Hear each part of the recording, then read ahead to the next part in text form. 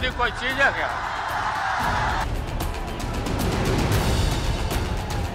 अरे भाई तुम बताओ ना कि तुमको क्यों परिवार में कोई संतान नहीं तुमको हुआ, बता। तुम्हारे पास परिवार नहीं है।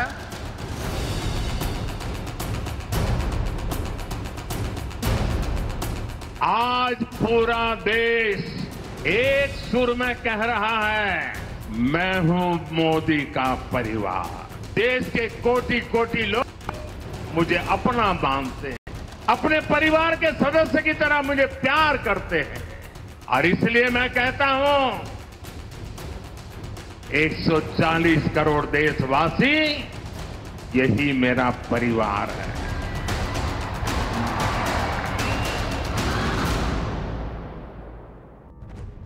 On this episode of Politics First, we shall explore some key themes that have already dominated the discourse in the build-up to the Lok Sabha elections this year.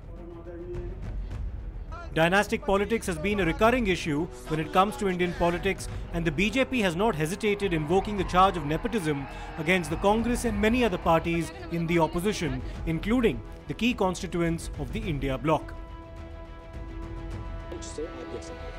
The Prime Minister has made Parivarvad an election issue once again. In fact, in 2014, when he was the BJP's prime ministerial candidate, he referred to Rahul Gandhi as Shehzade, a direct charge of nepotism. On other occasions, the Prime Minister Mr. Modi has levelled the Namdar versus Kamdar jibe at the Congress party as well. भाई बहन, शहजादे अरे जरा पूछो तो, ये 10,000 करोड़ मामा के घर से लाए। यहां पूछा गया कि प्रधानमंत्री अपनी आंख में मेरी आंख भी नहीं डाल सकते। माननीय अध्यक्ष महोदया, सही, हम कौन होते हैं जो आपकी आंख में आंख डाल सके? कोई गरीब माँ का बेटा, पिछड़ी जाति में पैदा हुआ, गांव से आया हो। आप तो नामदार हैं, नामदार, हम तो कामदार हैं। आपकी आंख में आंख डालने की हिम्मत हमारी नहीं। This time around, the Prime Minister is actually responding to what can be described as an inappropriate personal remark made against him by Lalu Prasad Yadav, the former Chief Minister of Bihar and the head of the RJD, at a solidarity rally of the India bloc in Patna. Lalu Yadav mocked the Prime Minister for not having children and for not having followed the proper rituals after the passing of his mother. Modi क्या है? मोदी कोई चीज है क्या? ये नरेंद्र मोदी आजकल परिवारवाद पर हमला कर रहे हैं। अरे भाई तुम बताओ ना कि तुमको क्यों परिवार में कोई संतान नहीं तुमको हुआ, बता। तुम्हारे पास परिवार नहीं है।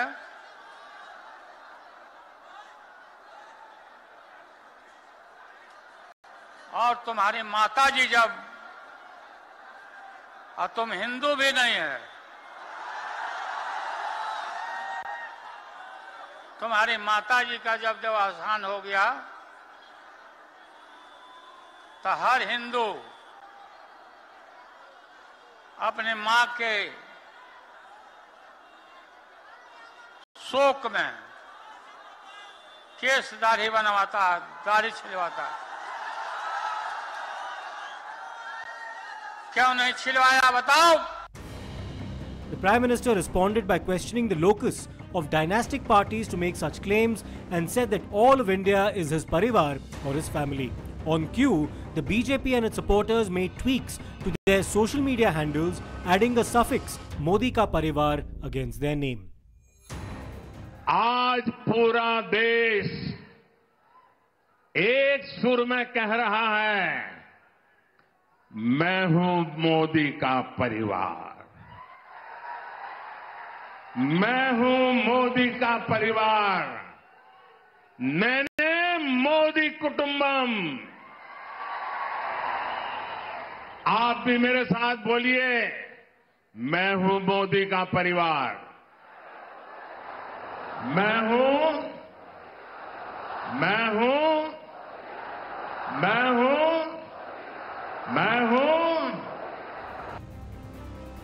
Now, some of the key members of the India Alliance have a strong dynastic element to them.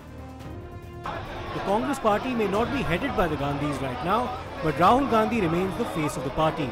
Priyanka Gandhi is very much part of active politics now, and it is being speculated that she may be the party's candidate from Rai Bareli, vacated by her mother Sonia Gandhi, who is now elected to the Rajya Sabha.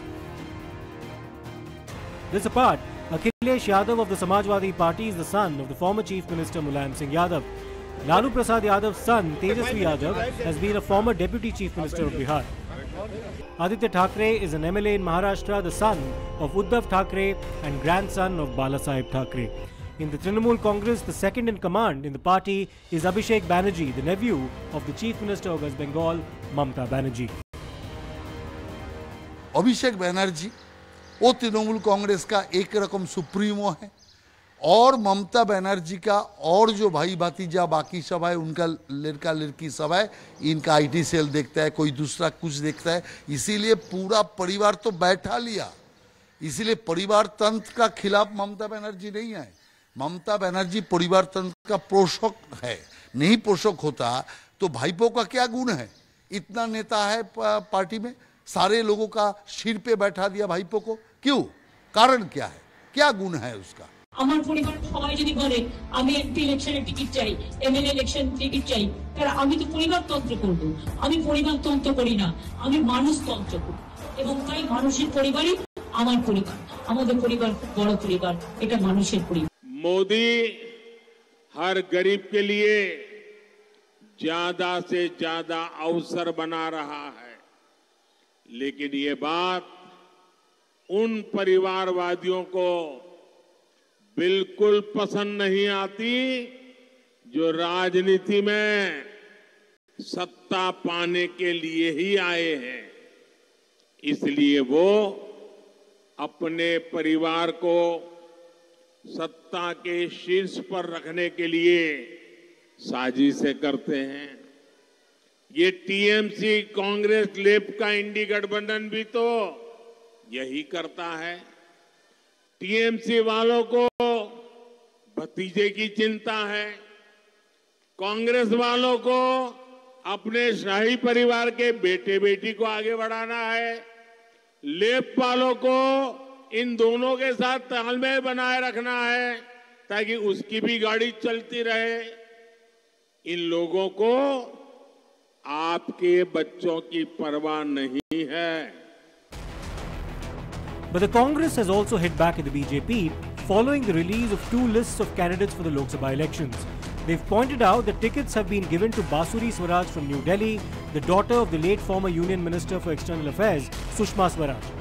They've pointed out that Anurag Thakur, the current Member of Parliament from Hamirpur, who's been given a ticket from there again and is the Information and Broadcasting Minister, is the son of the former Chief Minister of Himachal Pradesh, Mr. Prem Kumar Dhumal. They've pointed out that Piyush Goyal, the Union Minister for Commerce and Industry, is the son of Ved Prakash Goyal, who was Minister in the Vajpayee government. Piyush Goyal will be contesting from Mumbai North. Basavaraj Bommai, the former Karnataka Chief Minister, who is the son of another former Karnataka Chief Minister, S.R. Bommai, has been given a ticket from Haveri. And B.Y. Raghavendra, the son of B.S. Yediyurappa, also former Chief Minister of Karnataka, has been given a ticket from the family bastion of Shimoga. Is this not dynastic politics and nepotism? The Congress party is asked. This is shocking. They are so selfish. He's obsessed with himself. This is one more example.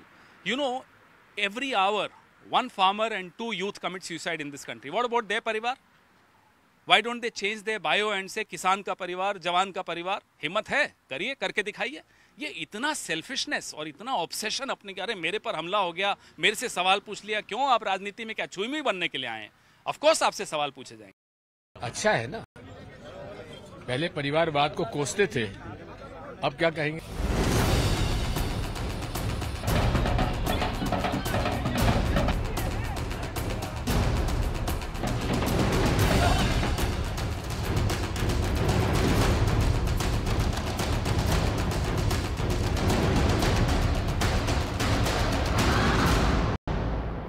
Another key development this week has been the notification of the rules for the Citizenship Amendment Act, a legislation that had been passed by Parliament in December 2019.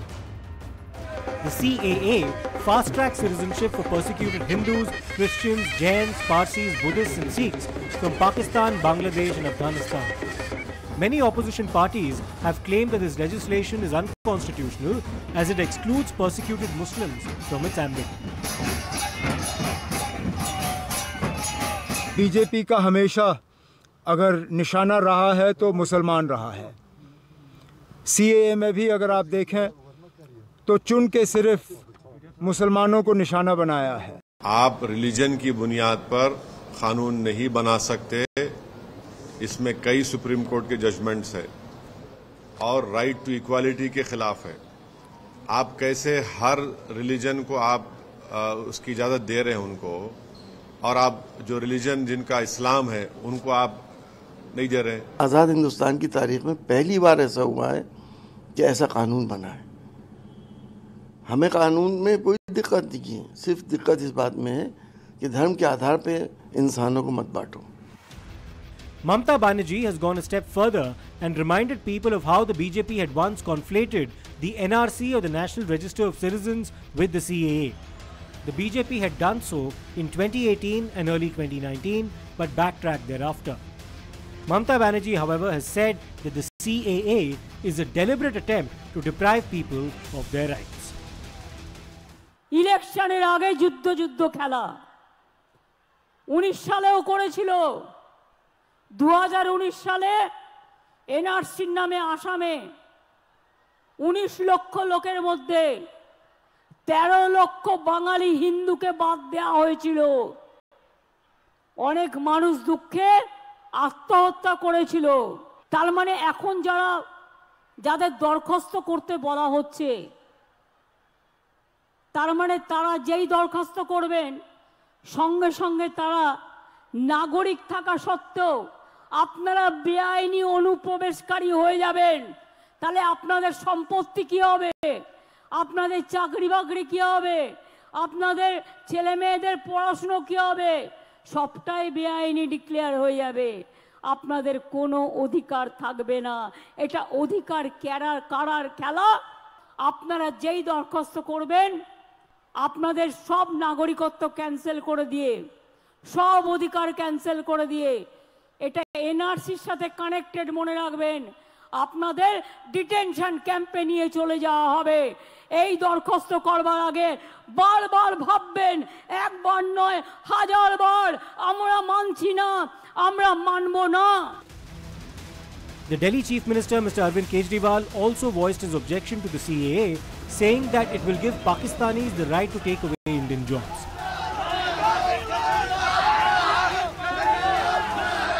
हमारे बच्चों को रोजगार दिए नहीं जा रहे, पाकिस्तान से लोगों को लाके उनके बच्चों को रोजगार देना चाहते हैं। भारत के तो ढेरों लोग बेघर हैं, लेकिन बीजेपी वाले पाकिस्तान से लोगों को लाके उन्हें भारत में बसाना चाहते हैं, उनको घर देना चाहते हैं। हमारे रोजगार उनके बच्चों को देना चाहते हैं, हमारे हक के घर उनमें पाकिस्तानियों को बसाना चाहते हैं। भारत सरकार का जो सरकारी पैसा हमारे परिवार और देश के विकास पे खर्च होना चाहिए, वो पैसा पाकिस्तानियों को भारत में बसाने पे खर्च किया जाएगा। मैं हिसाब लगा रहा था, अगर 1-1.5 करोड़ लोग भी आ गए, अगर आपके घर के पास पाकिस्तानी आके झुग्गी लगा के बैठ गए, आप पसंद करोगे? कितने लोग पसंद करेंगे? चोरियां, डकैतियां, बलात्कार बढ़ेंगे हमारे देश के अंदर, पूरी कानून व्यवस्था, और पता नहीं कैसे कैसे लोग आएंगे वहां पे। सुरक्षा व्यवस्था, हमारे देश की सुरक्षा व्यवस्था का क्या होगा? Some state governments led by MK Stalin and Mamata Banerjee have also said that they will not allow the implementation of the CAA within their states. The Union Home Minister Mr. Amit Shah had said it first on Times Network that the government will notify the rules for the CAA before the Lok Sabha elections this year. And after the rules were published, he countered several claims made by the opposition as well. CAA notification. CA देश का कानून है, इसका notification निश्चित रूप से हो जाएगा और चुनाव से पहले के बाद पहले ही होगा। चुनाव के पहले ही सीए को अमल में आना है, इसमें किसी को कंफ्यूजन रखना नहीं है। ये भी कांग्रेस पार्टी के नेताओं का वादा है। जब देश का विभाजन किया और वहां पर ढेर सारे वहां की देश में अल्पसंख्यक जो थे, हिंदू, बौद्ध, जैन, क्रिश्चियन थे, उन पर प्रताड़ना होती थी, सारे लोग यहां भाग कर आना चाहते थे। उस वक्त कांग्रेस पार्टी का वादा था कि आप धीरे धीरे आइए, आप जब भी आओगे भारत में आपका स्वागत है, आपको नागरिकता दी जाएगी। फिर मुकर गए।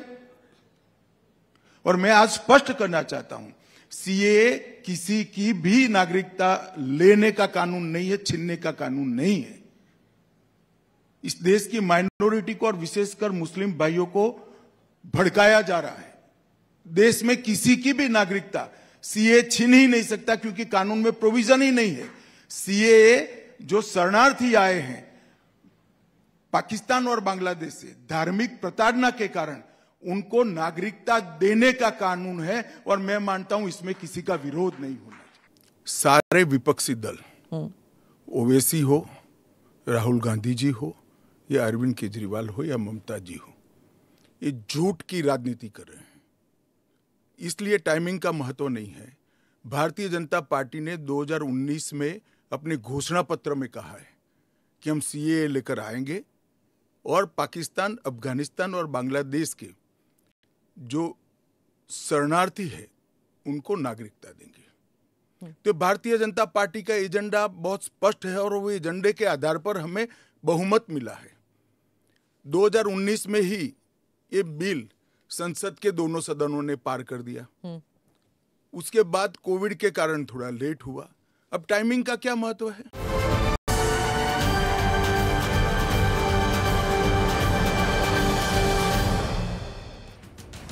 Another issue that will dominate discourse is that of electoral bonds, which had been struck down by the Supreme Court as unconstitutional for its opacity and depriving citizens of the right to information. The Supreme Court in its order had asked the SBI to submit all relevant data about donors and receivers to the Election Commission of India in the interests of transparency in electoral politics. The SBI, which is the State Bank of India, sought more time, and when it came to making its submissions in the court, said that the data of donors and receivers had been saved in two different silos for reasons of confidentiality and could not be matched. The data was eventually published by the Election Commission on its website on the 14th of March. The revelations have created quite a stir, even though the donor has not been matched with the recipient, so it is unclear who paid how much to whom. However, the BJP remains the largest recipient of funds through electoral bonds, more than a staggering ₹6,000 crore, followed by the Trinamool Congress and the Congress Party. The only parties that did not accept funds through electoral bonds from the outset were those from the left. Individual corporate entities have paid donations worth more than ₹1,300 crores in one case, and in another case it's ₹900 crores and more. Many prominent individuals too have donated through the electoral bond scheme. The opposition, once the names were published, was quick to make allegations of quid pro quo and also pointed out that 14 out of 30 top donors, according to them, had been raided by the Enforcement Directorate or the IT department, and that the donations that followed were forced. It must be said here that such claims cannot be substantiated in the absence of a matching of data done, and even when it is done, the direct charge of coercion or quid pro quo levelled by the opposition needs to be proven. It could also be that the ruling party in a particular state that may be ruled by the opposition also got a generous dose of funds through electoral bonds. State bank of India ने list दी है election commission को और election commission ने website पे डाल दी है। बावजूद इसके सुप्रीम कोर्ट ने आज की सुनवाई में कहा कि कुछ तथ्य दिए नहीं गए स्टेट बैंक द्वारा। नंबर्स जो हैं, जो एक यूनिक बॉन्ड के नंबर्स होने चाहिए, वो प्रोवाइड नहीं किए गए और सुप्रीम कोर्ट ने एक्सेप्शन लिया है इस बात का। विपक्ष का कहना है इलेक्टोरल बॉन्ड्स जो हैं वो सबसे बड़ा स्कैम है इंडिपेंडेंट इंडिया का। आप क्या जवाब देंगे? नहीं, पहली बात तो ऐसी है कि अरुण जेटली जब वित्त मंत्री थे तब उन्होंने इस आइडिया को तैयार किया था और उस समय यह था कि पॉलिटिकल पार्टी का तो पैसा लगता ही है। अच्छा, अगर वो आइडेंटिफाई होता है तो उनका नुकसान भी होता है। तो उस समय उन्होंने जो पॉलिसी बनाई थी उसके अनुसार ये आया था। और मुझे ऐसा लगता है कि पॉलिटिकल पार्टी ये लोकतंत्र में आवश्यकता है, और ये सच्चाई है कि no philosophy can be taught to empty stomach. आप कहीं भी जाइए, आप ये कार्यक्रम करेंगे तो आपको कहीं ना कहीं कुछ ना कुछ खर्चा तो लगता ही है। तो स्वाभाविक रूप से जनता पॉलिटिकल पार्टी को मदद करती है, उसको कानूनी स्वरूप देकर ये बनाया है। उस समय मुझे तो लगता है कि ये पूरी ट्रांसपेरेंट और अच्छे तरीके से हुआ है, पर इस matter is sub judice in Supreme Court, so it will not be more appropriate to make more comments on it. पर इसके बाद भी कोर्ट जो निर्णय करेगी उसके ऊपर जरूर विचार करेंगे। कोर्ट ने तो निर्णय कर दिया है कि सरकार छुपाना चाहती थी और हम ट्रांसपेरेंसी लाना चाहते हैं, यानी कि सरकार छुपा क्या रही थी, सवाल इस पर है। नहीं, कोई सरकार ने कुछ छुपाया नहीं है।